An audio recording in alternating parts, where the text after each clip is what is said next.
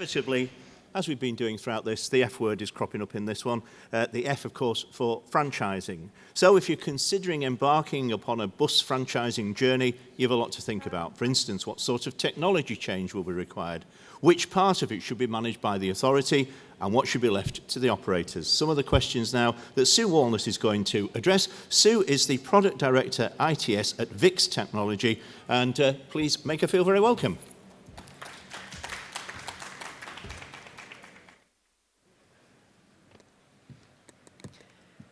Thank you very much, and thank you very much for being here and not having caught flights or trains home. So lovely to see you here this afternoon. So obviously on the day one, we had Bob Montgomery talking about franchising in general and a lot of the issues around franchising. I'm focusing very heavily on what it means from a technology point of view. So full disclosure, I work for Vix Technology. We supply ticketing, real-time information, all kinds of that kind of technology. Some of which you can, I will be referencing here, but some of which is nothing to do with me. But really, this is about what franchising means from a technology point of view. So we all know about franchising and what's coming in, and they've actually used the phrase "take back control" is what a lot of the is what the legislation is actually saying. Take back control of your bus operations. And from a supplier point of view, we see a lot of that. A lot of kind of eagerness to take back control. But what does that actually mean? And a lot of the examples that people use or they look to are TfL, and they look to particularly TFGM. And a lot of people as well come to us and they think, well, we want to do this, we want to do franchising, but that's a lot of money to actually rip and replace everything, to completely go the whole hog over everything, really own everything. And do we really have to do that? And I'm here to say, well, actually, it depends on what it is you want from franchising. What do you want to do? What do you want to achieve? As to what it is you think you have to spend from a technology point of view. What I've done here is I've looked at some transport authorities to see what some of their vision statements are, like, why are you interested in franchising? It's a buzzword, but what are you actually interested in achieving? And I think if we look at TFGM, key thing that they're pulling out there is consistent standards. West Yorkshire and TFWM, West Midlands Combined Authority, are both focusing on better needs, better serving the needs of the local area. And I love Transport for Wales, one network, one timetable, one ticket. I think it's really succinct, and it's a beautiful sentiment. A lot of them, they have a whole bunch of goals and problems that everybody wants to solve. But when it comes right down to it, the goals of franchising that all of the authorities are looking at boil down into these three fundamental areas: a coherent, useful, joined-up network and schedules, affordable, standardized fares, and a better service provision. Those are what everything is coming down to when it comes to franchising. So if you're looking at franchising, consider what of those you're interested in achieving. So I'll go through each one of these one by one. So we'll start with the joined-up network and schedules. From a technology point of view, I'm afraid, so the network and schedules, if you are franchising, that is you. Yeah? That's not your operators, that is you. Remembering your operators are responsible for operating the service, for running the service, for getting drivers on buses and buses on roads. That's what your operators are doing, but the schedule and the network is you if you're franchising. You will need to invest in a scheduling package. You will need to invest in one of those. Now, depending on what you want to do, you can have a scheduling package. You set the schedules and send files out to your operators for them to work with. Ideally, it would be scheduled. They would have scheduling systems that they can ingest the files and work through them that way. You could potentially invest in a scheduling system that everybody in the region will use so that they're all working off the same base plate with different levels of tenancy and permissions. But that's the kind of thing that you're looking for. But you can go quite lightweight. But if you are going to franchising, you will have to invest in that. When you're looking, look out for contract management. If you're franchising, you want to understand who's doing which routes, what the term of contract is, when it expires, and what their KPIs are. So you don't have to go trawling back through bits of paper. You want that to be contained in a system which helps you understand what it is they need to achieve. I've spoken about the shareable files and systems, and then the feedback loop. What you also want to make sure is that the scheduling systems you're using can bring in a feedback loop of what's actually happened, and I'll come back to some of the data at the end, what's actually happened on the road. There's been a lot of talk about using AI in scheduling. A lot of that is around schedule optimization. That's around optimizing your vehicles on the schedules. That sounds fantastic. Sometimes it's amazing. But also remember, if you are the franchising authority, remember that the optimization of how the vehicles apply to the services is not you. That's your operators. So you can invest in that to give yourself some information about what might be possible, but remember how those services are run, the ones that you've defined, that's your operators. But an important thing, and Triumph touched on this in the speech before last, is the quality of data. Make sure that the data that's coming out of your systems is good quality data that can be used across the board. Having looked at the Welsh Bus Data Service, one of the challenges that we see is not brilliant quality data coming from the operators, which means not brilliant quality data going out. Affordable standardized fares. Again, fares policy, retail policy, that is you. If you're the franchising authority, that is you.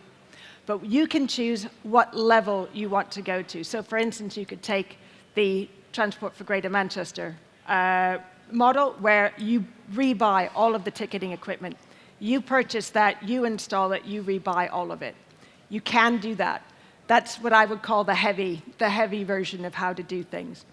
You could do the integrated version, which would be saying, actually, let's just leave all the operators with the equipment that they have. And what you'll do as the franchise operator is invest in an account-based ticketing solution. I personally believe that the future of ticketing is self-service validation. We're moving further and further away from cash in one way or another. So invest in the account-based ticketing solution, and when you go out to tender, ensure that your operator systems can interface with that. So the account-based ticketing will also include the same payment service provider. So actually, at a high level, all of the tokens are syndicated, but the individual level, it's just about the machines on the vehicles sending the right information up to that cloud level to syndicate it across the entire region. This means you don't have to do the rip and replace. There will be some integration.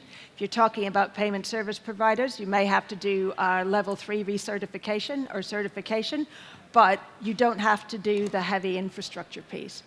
And the light version is essentially just saying, well, let's just let people, we'll tell everybody that, you know, this is our day ticket. We've already heard about the £3 daily cap from the Transport Minister this morning. These are your daily caps. Guys, just make sure it works. We'll have the same payment service provider. I know everybody's been talking about tap conversion services where we can mix together different payment service providers. That will come. But actually, if you are franchising right now, it's just easier to have the same payment service provider. And I'll tell you that for free. And so there's actually fairly limited things that you can do in that space which are much more cost effective, and it still give your passengers a more joined-up experience. I will tell you that actually from a passenger point of view, if all of the ticketing equipment has the same targets on it, that's quite handy, so you know what you're supposed to be doing. So investing in some stickers or some vinyls is not a bad idea. And having an app, I used to be have a real downer on people having their own apps, but actually when you have your own app within an area, it means that you have a consistency of driver experience, a consistency of passenger experience with respect to barcode or host card emulated payment services that you might not get in other spaces. So do consider having your own app. And when we look at a better service provision, so you've gone out to franchise, you've got your operators, are they doing what they say they're going to be doing? There's two levels. You've got the right now area, where that's your real-time information, what's happening on the roads right now. You can, again, have the heavy touch, where you can buy the stuff that goes on the vehicle that brings everything off the bus. You can purchase that and make it standard across the whole fleet. That's one way of looking at it. What you can also do is get a system that actually takes in the information from all the vehicles that are out there.